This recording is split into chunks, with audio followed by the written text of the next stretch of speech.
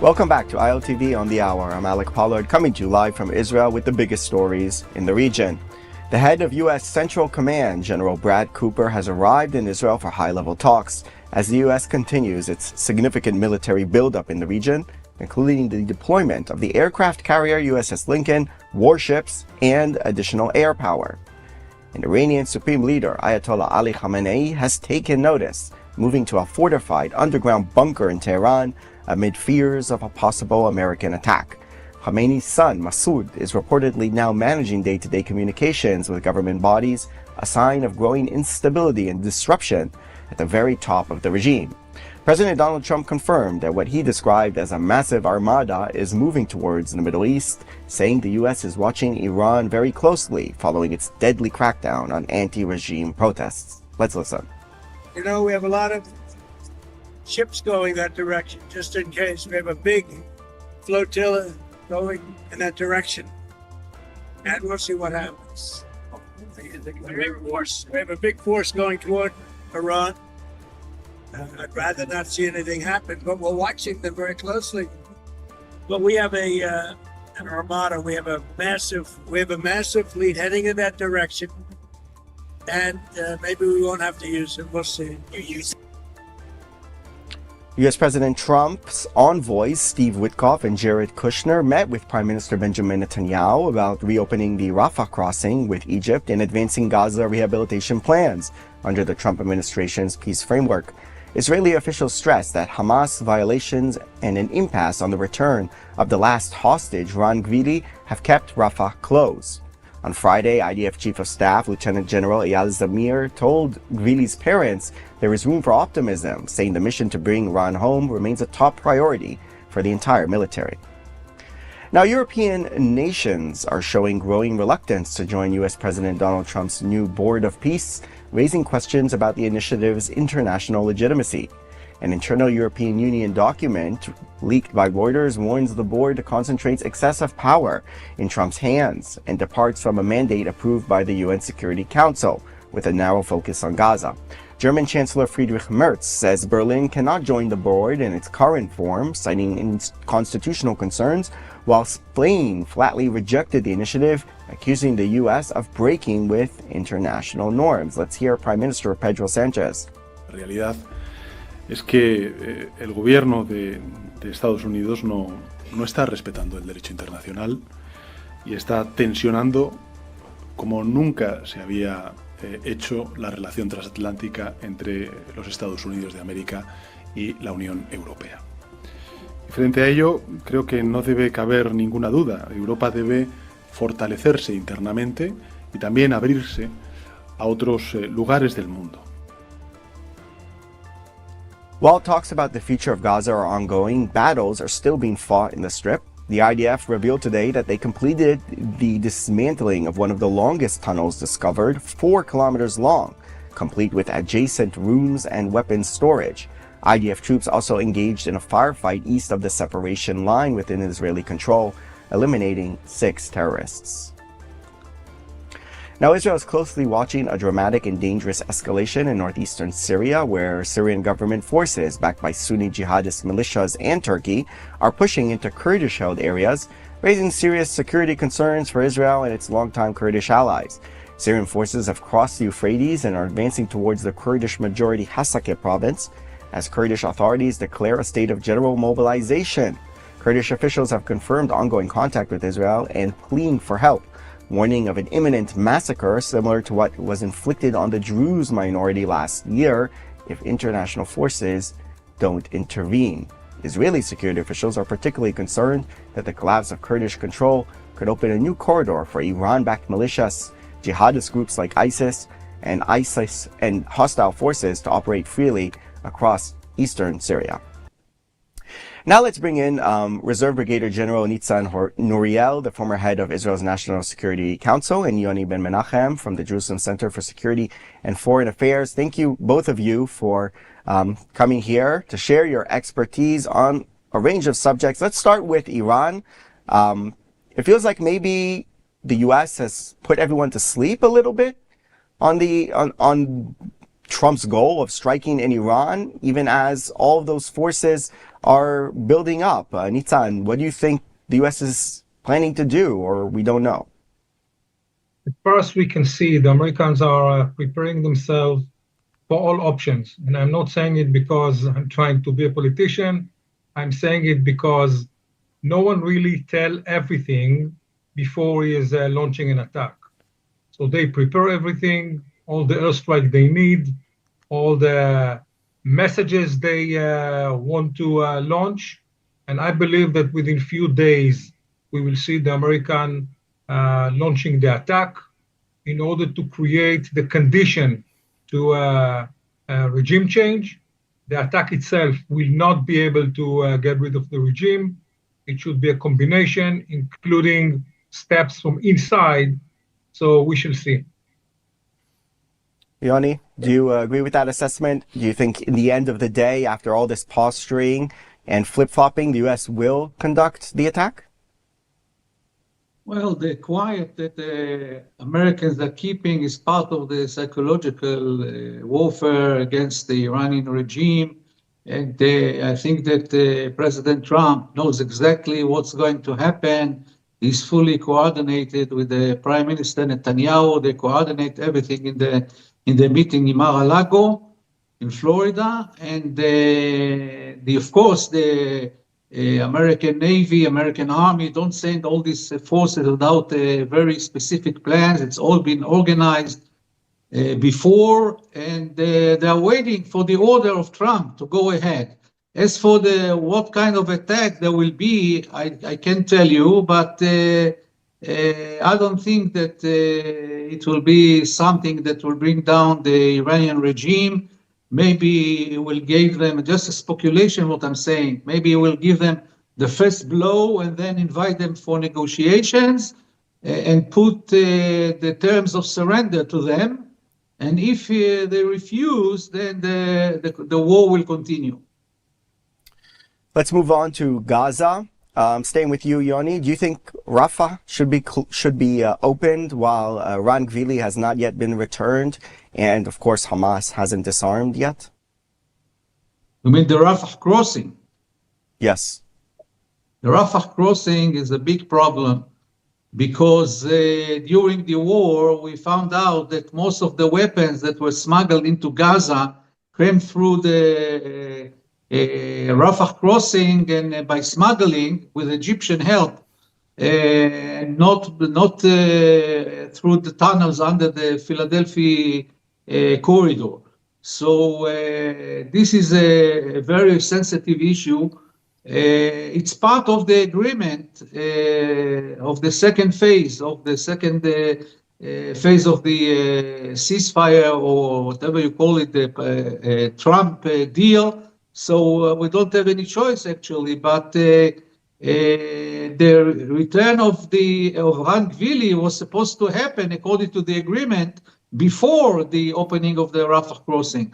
And of course, they are violating it, and they are holding the body of Ran Gvili as leverage on Israel, trying to make negotiations using this body. And I think that there's some sort of a deal being drawn out now by Witkoff and Kushner, who met yesterday with the Prime Minister, that there will be a deal of the returning of the body, and in exchange the opening of the crossing. And the first step will be done by Israel. Israel will open the passage, and then a few days later, they will announce that they found the body. Of course, this is a lie, and they will transfer the body back to Israel.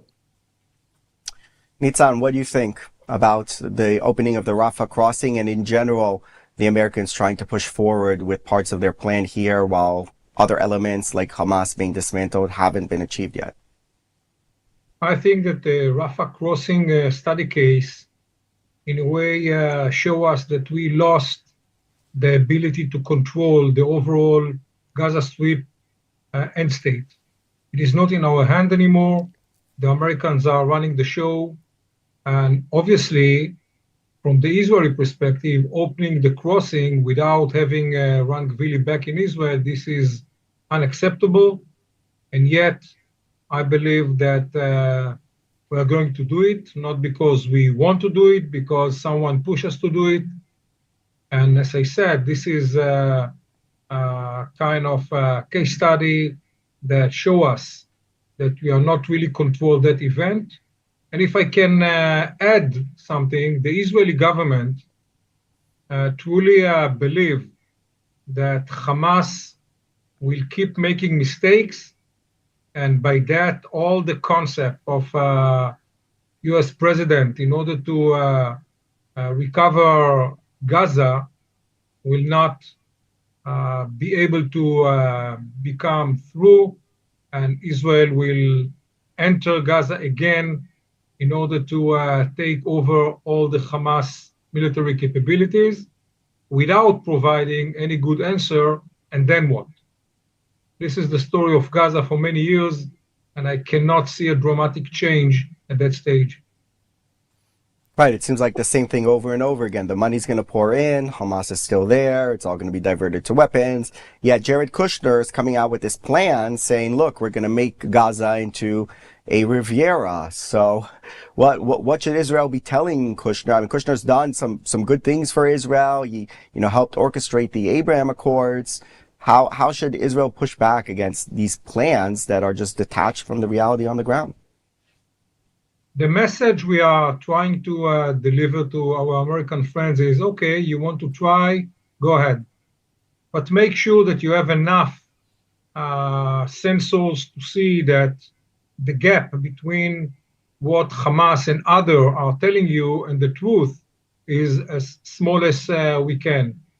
And whatsoever, in case of dramatic collapse of all those sensors, we keep the right to launch an attack, because we cannot take chances anymore.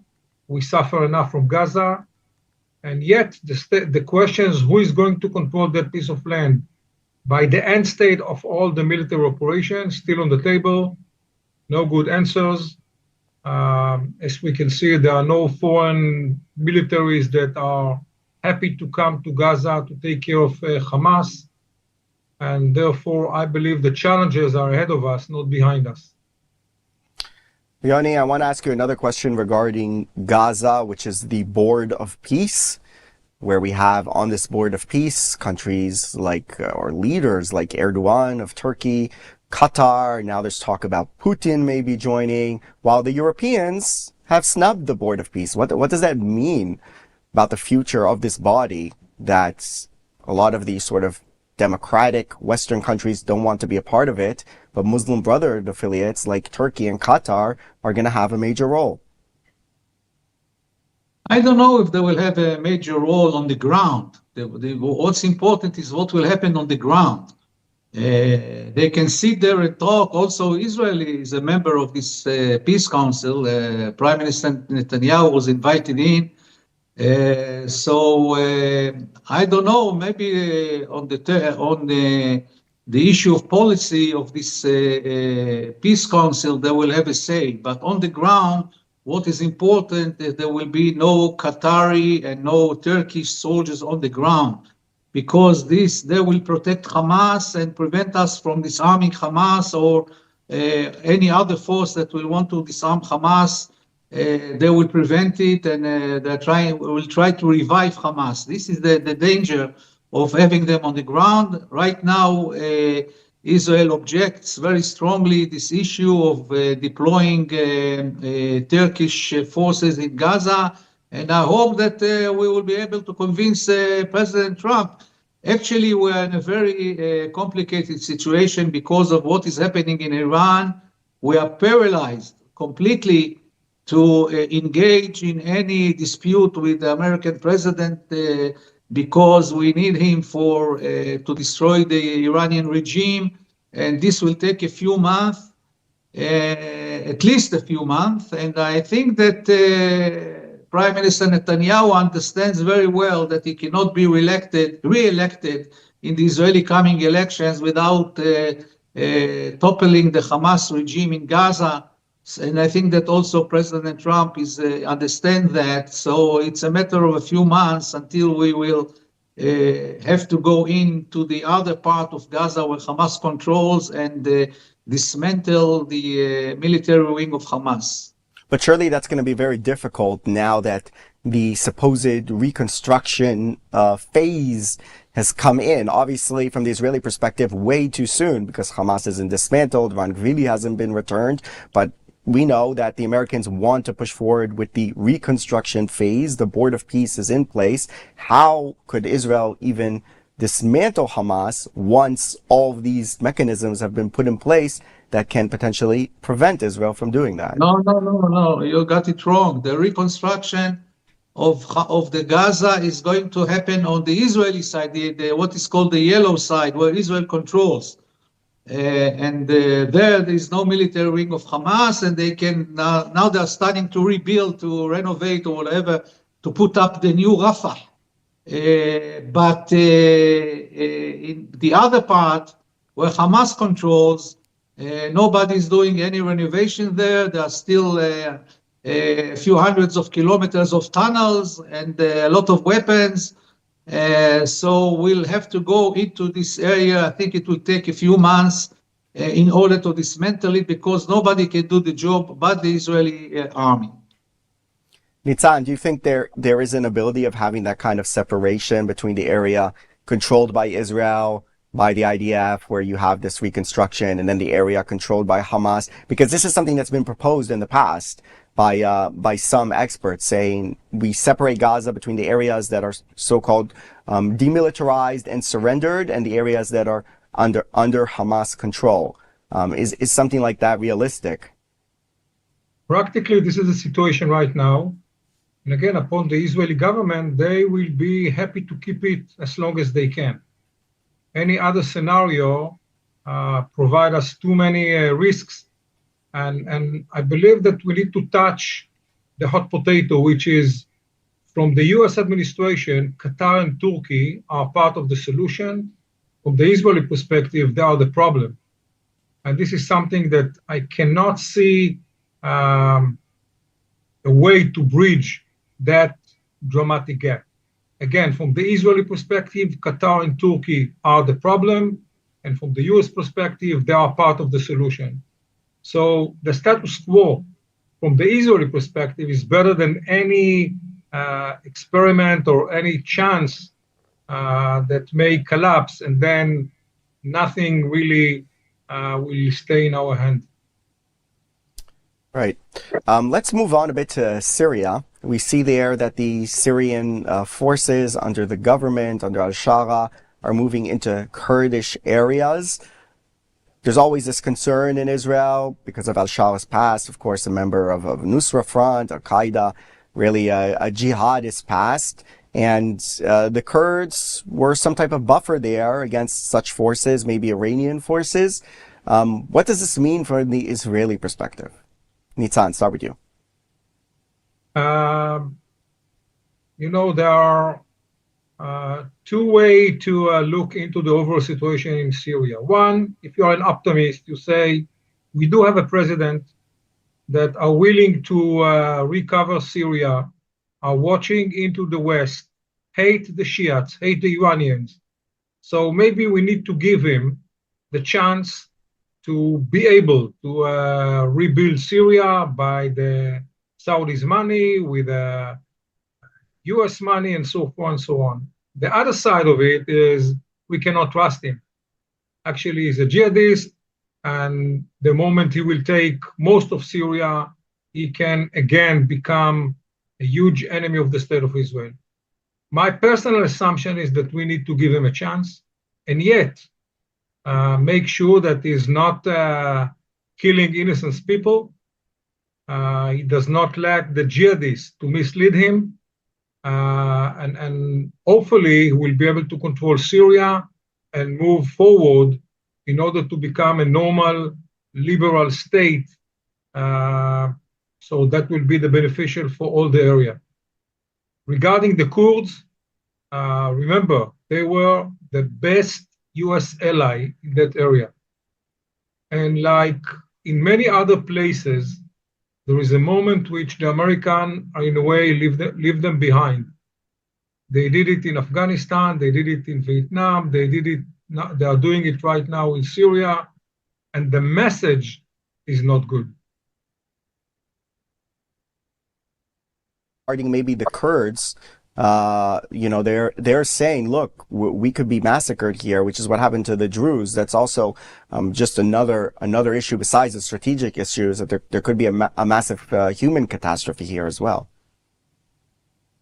Yeah, this is unfortunately part of the Middle East legacy, mainly in those Muslim states.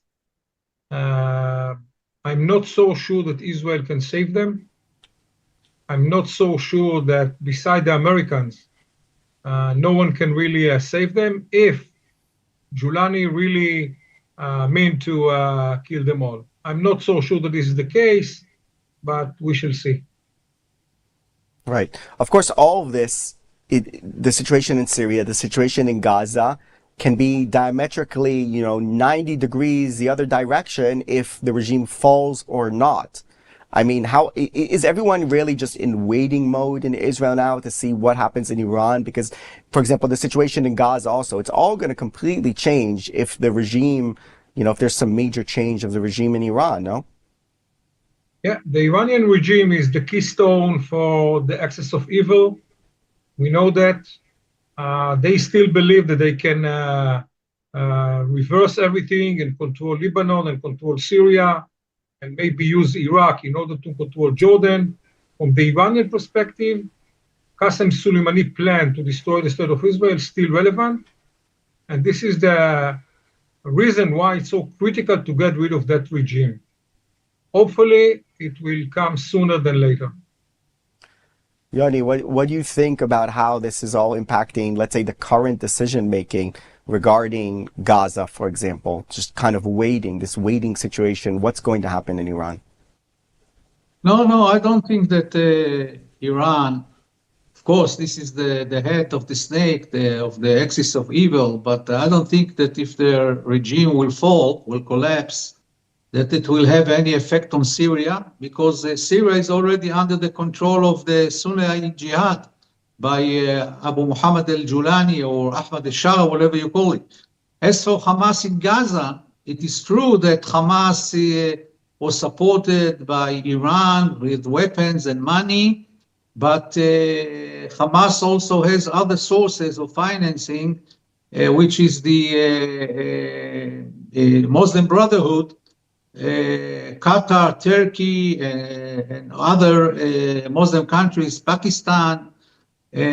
So the money can still flow from these countries to Hamas. So not necessarily if the Iranian regime will fall, it will affect directly Hamas. I think they're already preparing the other options. They understand that it's a matter of time until the Iranian regime will collapse, and they have the alternatives.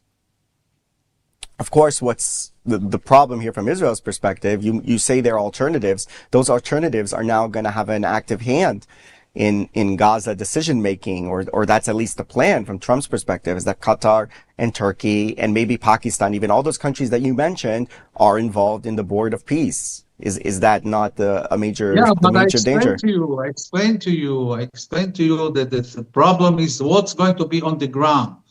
If there will be a military presence of these forces, Turkey, Qatar, whatever, Pakistan, on the ground. But what about Gaza, funding, for example?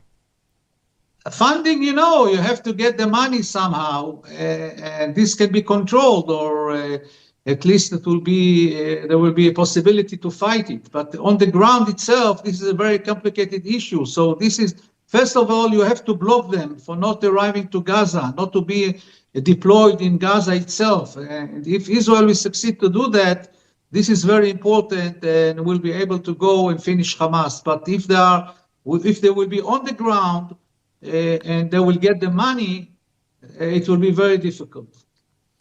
Nitzan, how do you think that Israel can keep Qatar and Turkey sort of at arm's length here in Gaza?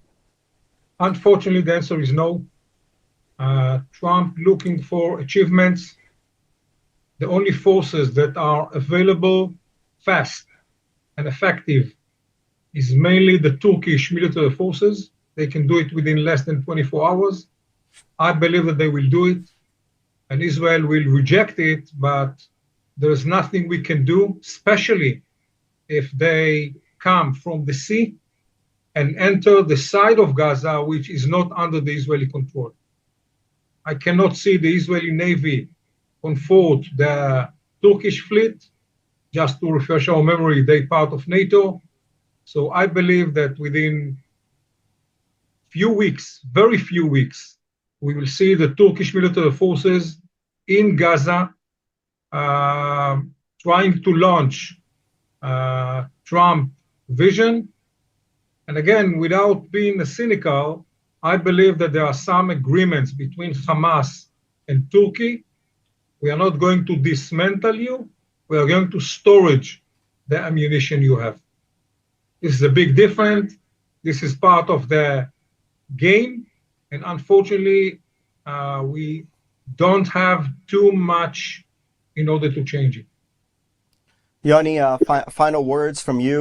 We haven't talked at all about sort of Netanyahu's maneuvering in this whole maze. How do you think he's been handling the situation?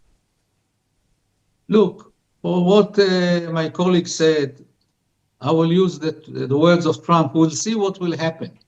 We'll see what will happen. I think that Trump understands very well the political situation of Netanyahu. He understands that if there will be such a thing as the Turkish soldiers in Gaza and Qatar involvement and whatever on the ground, this will sabotage the chances of Netanyahu to win the Israeli elections. So I don't think that this will happen. I think that the fact that Trump put Qatar and Turkey in this peace council and gave them representation was coordinated with Netanyahu, and this is to compensate them for not having troops on the ground in Gaza. So we'll see what will happen with this thing. Netanyahu have been maneuvering for the last 2 years since the October 7th, and have been doing it very successfully. And now is approaching the most important political test, which is the elections. So if we'll not come out, emerge from this crisis strong, then he will lose the elections. I think that Trump wants him to stay in power. He wants him to win the election so he can help him implement his peace plan in the Middle East. Without Netanyahu, it will be very difficult for Trump with any other future prime minister to go ahead and implement the peace plan. Right. Certainly also political considerations will play a part here as all of this unfolds. It's a big part. This political issue is a big part. And these are private, secret understandings between Netanyahu and Trump. They're working together. So, and this has an effect. We don't know all the details, but I'm sure that it affects the whole peace plan of President Trump. Our guests, Yoni Ben Menachem and Nitzan Nuriel, thank you very much, both of you, for coming on. Thank you very much. While Israel's defense establishment has announced no immediate threat to the home front, major international airlines are charting their own course, some of them suspending flights to Israel and the region, citing escalating security concerns. Dutch carrier KLM and Air France announced they are canceling weekend flights to Tel Aviv, with KLM also halting service to Dubai and Saudi Arabia. Other airlines, including Lufthansa, Swiss, United Airlines, and Air Canada, have also canceled or suspended flights. And finally, we've got some exciting news. You can now get Israel updates on our WhatsApp channel. Breaking stories, live updates, and verified reports, all delivered fast and accurate. Just scan the QR code on your screen to join. And you can continue to follow ILTV also from that platform. And that's all from Israel in this broadcast. Thank you very much for watching, and we will see you.